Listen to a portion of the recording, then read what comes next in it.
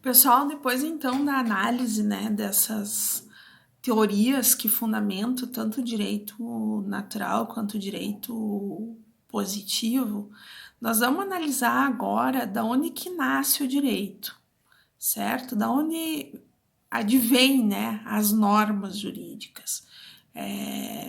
Por que que elas são caracterizadas dessa forma? E, acima de tudo, por que que eu chamo elas de fonte do direito? Certo? Então, esses aspectos são importantes até para nós podermos diferenciar aquelas teorias ali, tanto do direito positivo quanto do direito natural, e para mim poder visualizar, né, a exteriorização da norma em si e até mesmo do direito. As fontes do direito, então, como a própria nome diz, né, fontes, quer dizer da onde nasce, né? Como é que advém o direito? Da onde que nasce o direito? Eu preciso buscar, então, as raízes, como é que elas são exteriorizadas para mim, então, dizer que ela é uma fonte do direito. Para boa parte da doutrina, as fontes do direito, elas nascem, primeiro, de um aspecto natural e segundo, de um aspecto formal, ou seja, primeiro, né, porque elas nascem com o ser humano e com a sua evolução, e segundo, elas nascem por ser uma criação do homem, certo? Então, nós vamos aqui distinguir quais são essas fontes. Primeiro, nós vamos falar sobre os aspectos naturais, das fontes naturais do direito, né? Não deixando de mencionar que o direito só existe porque existe o homem, porque existe a sociedade, os homens precisam viver de forma pacífica, precisa ter um regramento social, precisam viver numa sociedade equilibrada e por isso precisa então existir o direito. E o direito só existe porque existe o homem e, consequentemente, o homem só existe porque existe o direito. Quais são, então, essas espécies de fonte, certo? A primeira espécie é a espécie histórica, ou seja, em virtude da evolução humana, nós vamos ter fontes históricas que vão fazer com que o direito nasce em virtude dessa evolução. Mas o que quer dizer isso? Quer dizer, gente, que em determinadas épocas históricas vai haver uma necessidade de ter um regramento, de ter regras para que as pessoas possam viver pacificamente. Um exemplo dessa caracterização é a Declaração Universal dos Direitos Humanos, no qual foi promulgada em virtude das consequências da Segunda Guerra Mundial. Né? A gente não preciso falar para vocês, né, que em virtude do extermínio de milhares de vidas, em especial por causa do Holocausto, um número de países resolveu, né, se reunir numa reunião e formalizar um compromisso universal de respeito aos direitos humanos. Essa, então, é o fato que pode caracterizar a fonte histórica. As duas outras espécies de fonte são a fonte formal e a fonte material. Primeiro eu vou falar da fonte material, que é aquela que é mais evidente para nós. Por quê? Porque é material. Por que o direito existe? Existe justamente para resolver os problemas do ser humano, existe justamente para resolver os conflitos humanos. Então, na verdade, o direito existe para resolver os problemas e os conflitos existentes na sociedade. Então, essa é a espécie de fonte material do direito. Que se nós não tivéssemos conflitos, não tivéssemos problemas, não precisaria existir direito. Mas como existem problemas, existem conflitos, necessário se faz resolver esses problemas, esses conflitos. A última é a fonte formal, que é aquela, então, produzida pelo homem. E aí se dá como forma de exteriorização do direito. Mas o que quer dizer esta exteriorização do direito? Gente, o direito, ele nasce em virtude dos conflitos humanos, que normalmente são históricos, mas nasce principalmente por ser uma criação do homem. E como é que é uma criação do homem? Porque é feito através de leis, de normas. Nem sempre essas normas são escritas, elas podem ser não escritas, mas o direito é exteriorizado através da lei, do decreto, da declaração, do contrato. Então, de forma escrita, é regulado determinada situação, mas vai além, pode se dar da forma não escrita através dos costumes e das tradições. Mas o que quer dizer isso através dos costumes? Gente, é muito comum o direito recepcionar também os costumes, certo? Para nós que, por exemplo, vivemos numa região predominantemente agrícola, a gente sabe que os contratos são feitos em sacas de soja. Isso é avalizado pelo direito. Por quê? Porque é um costume tão predominante na região que o direito acaba respeitando esse tipo de costume, esse tipo de tradição. E existem países que não precisa nem estar escrito para dizer que tem validade, certo? Na Inglaterra, por exemplo, vários direitos não são escritos, mas que são passados de geração para geração, porque justamente advém do quê? Dos costumes, das tradições. Gente, reiterando, né, que o direito, ele nasce, na verdade, de dois grandes sistemas jurídicos que são muito presentes para nós. Quais são esses sistemas jurídicos? Não sei se eu já falei ou não falei para vocês, mas eu vou reiterar aqui. O primeiro sistema jurídico, né, é o romano-germânico, que é aquele que traz o direito escrito através dos códigos. O nosso direito descende do romano-germânico, né? Tanto é que a base dele é através de código, de norma escrita. E o outro sistema é o sistema anglo-saxônico, que é aquele baseado justamente nos costumes, nas tradições. E aí o direito é passado através dos costumes, das tradições, mas principalmente por decisões jurídicas, certo? Um exemplo do sistema anglo-saxônico é o direito inglês, o direito americano, o direito dos países nórdicos, certo? Então, são dois grandes sistemas de direitos que vão determinar as fontes, ou é por fonte escrita ou é por fonte não escrita, certo?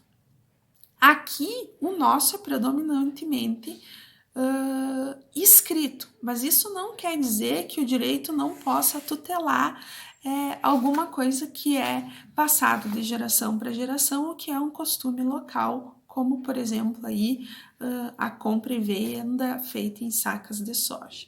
Então, gente, as principais espécies de fonte do direito são a histórica, a formal e a material, certo? A partir dessas espécies de fonte, nós vamos agora partir para a classificação dessas fontes, que se dá de duas formas, através do Estado ou através da sociedade. Como que eu chamo essas fontes? Fontes estatais e fontes não estatais. E aí nós vamos ver quais são as fontes estatais e as fontes não estatais. Bom, a primeira, gente, é a fonte estatal, que é aquela que advém do Estado. Por que ela advém do Estado? Devemos sempre recordar que no momento que eu entrego a administração dos conflitos da sociedade para o Estado, eu estabeleço para com ele um contrato social, mesmo sendo ficto, não existendo, não sendo exteriorizado. Mas como é que eu vou ter a caracterização desse contrato social? Através da lei escrita, através das normas. E como é que se dá essa lei? Através da regulamentação de determinada conduta. O que é uma lei? E aí vai a primeira classificação estatal do direito, né? A primeira fonte estatal do direito, que é a lei. O que é uma lei? A lei é um regramento ou a caracterização de determinada conduta que prevê essa conduta, podendo ou não possuir uma sanção, ou seja, podendo ou não possuir uma pena. Por exemplo, eu não preciso falar para vocês que existe uma lei, que é o Código Penal, que estabelece lá uma conduta que é o homicídio. O que é o homicídio? O homicídio está, então, previsto no artigo 121 do Código Civil, que diz matar alguém, pena. Então, essa é a caracterização de uma conduta que está amparada em lei, certo? Então, a lei é justamente a descrição de determinada conduta que pode ou não possuir uma pena. Mas qual é a regulamentação, então, né? A descrição de uma conduta sem pena? Gente, todos nós sabemos que é obrigatório o voto entre 18 e 70 anos. Essa é a regulamentação de uma conduta que não possui uma pena, certo? Então, ela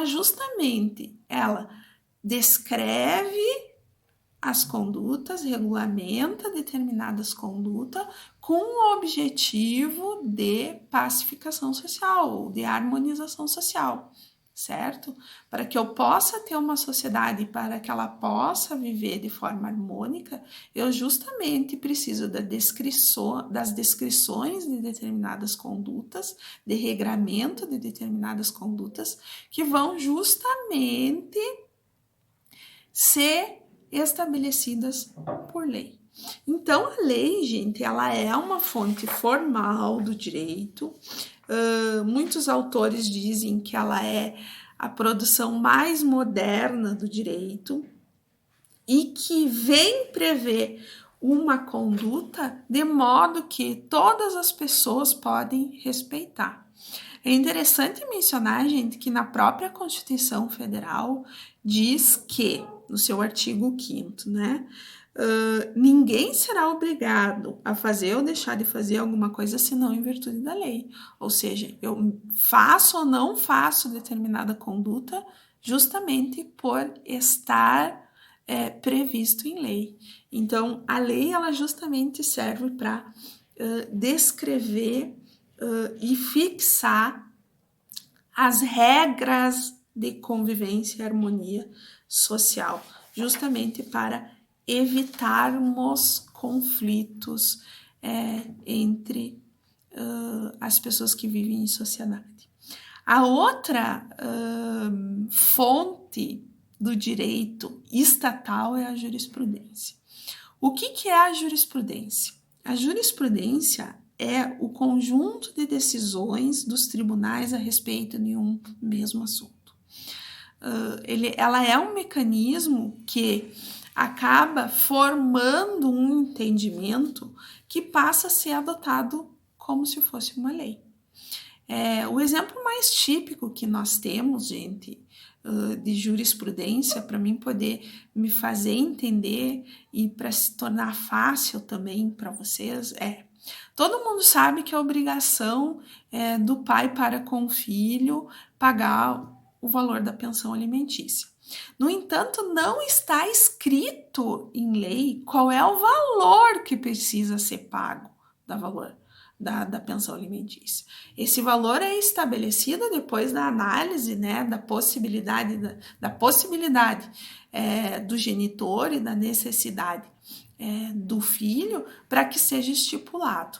Mas existe um entendimento jurisprudencial, existe uma jurisprudência que estabelece o seguinte: se a pessoa ganha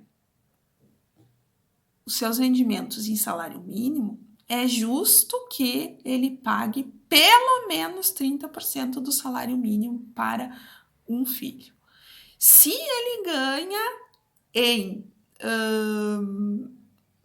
rendimentos brutos, líquidos brutos, não em salário mínimo, ele ganha 5 mil reais, 6 mil reais, não em salário mínimo, é justo, né?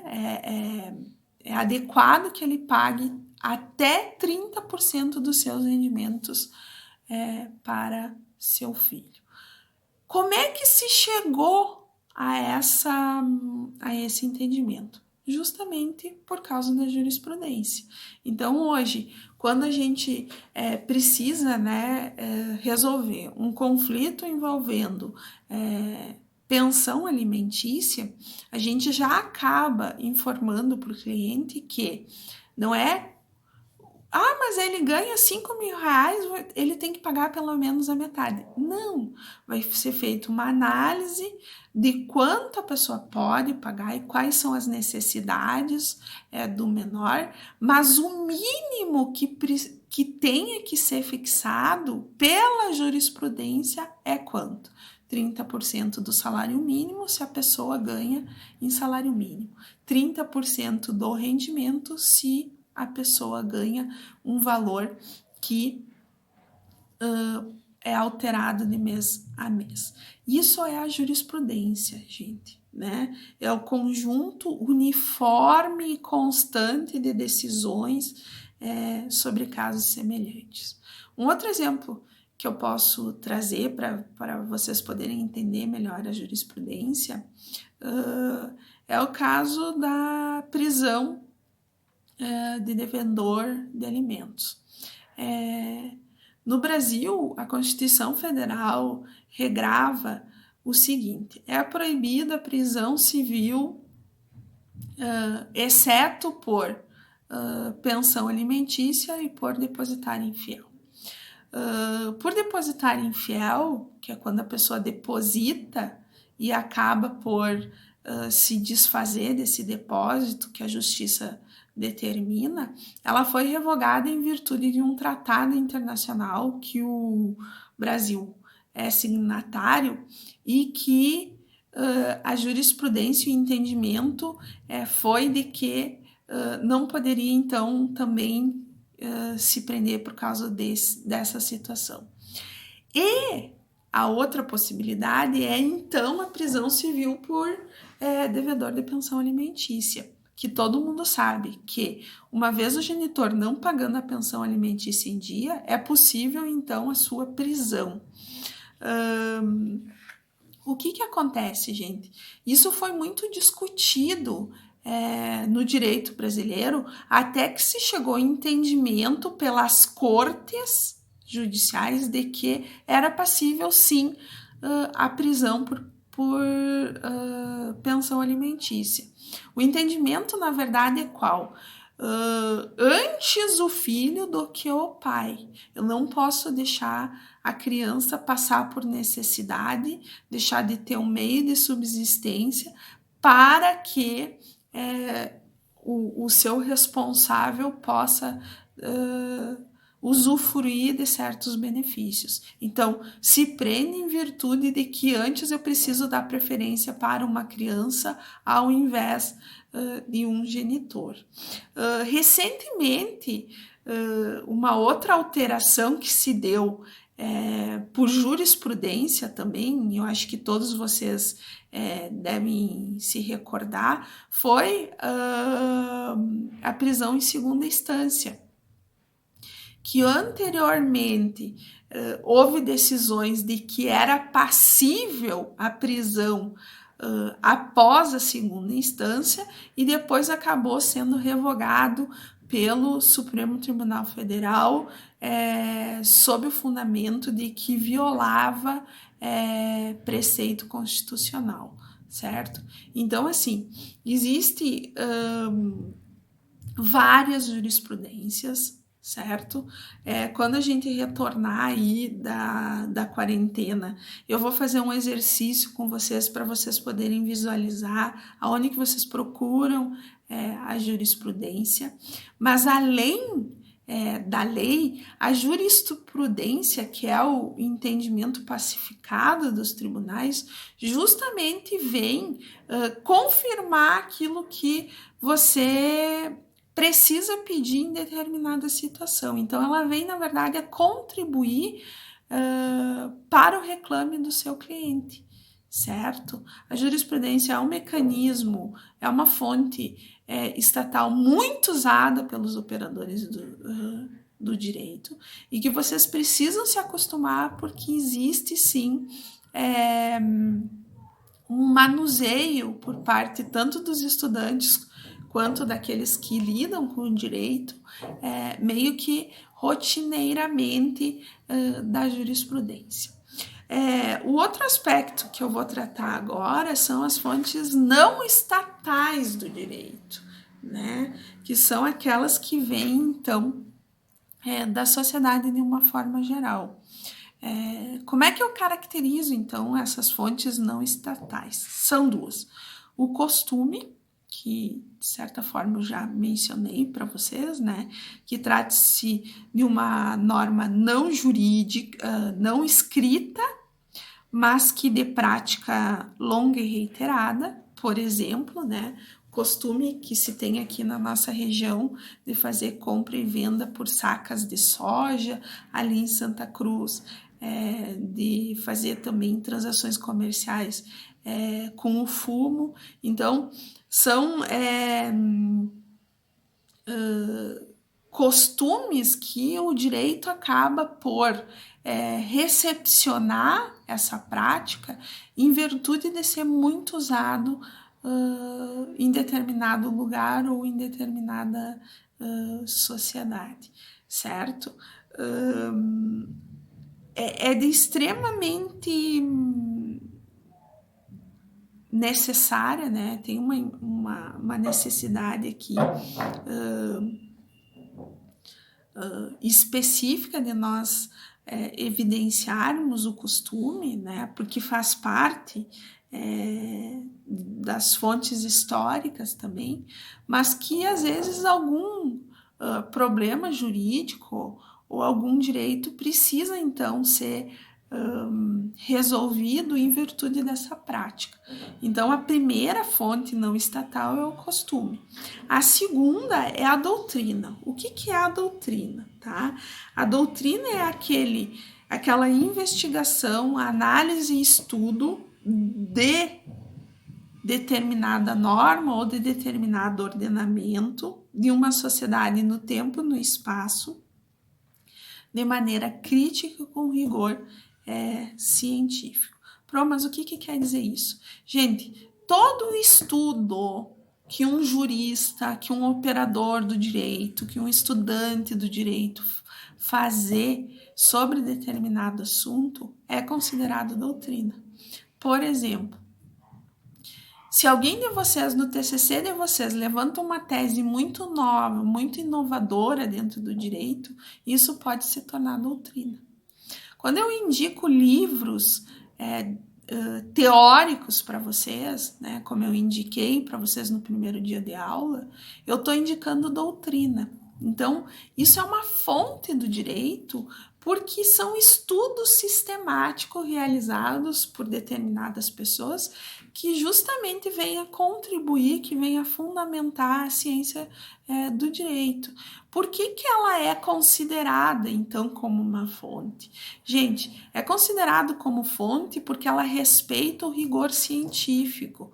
Se recordam quando eu falei sobre ciência do direito, né? Para ser considerado ciência, preciso ter métodos ou metodologias que respeitem o rigor científico. Então, a doutrina, ela respeita as regras jurídicas. Então, por isso, ela é considerada também uma fonte do direito e uma das fontes mais importantes também do direito. Porque, normalmente, quando fundamentam um pedido, pelo menos 3 fontes do direito eu uso na minha petição, que é a lei, a jurisprudência e a doutrina. certo? Nós vamos estudar isso aqui de forma prática. Eu quero fazer uma aula prática com vocês sobre essas fontes aqui do direito, seja elas não estatais quanto estatais, para vocês que estão iniciando agora poderem visualizar isso de uma forma mais concreta. Eu falando aqui, eu acho que se torna até difícil, né? Estabelecer essa diferenciação.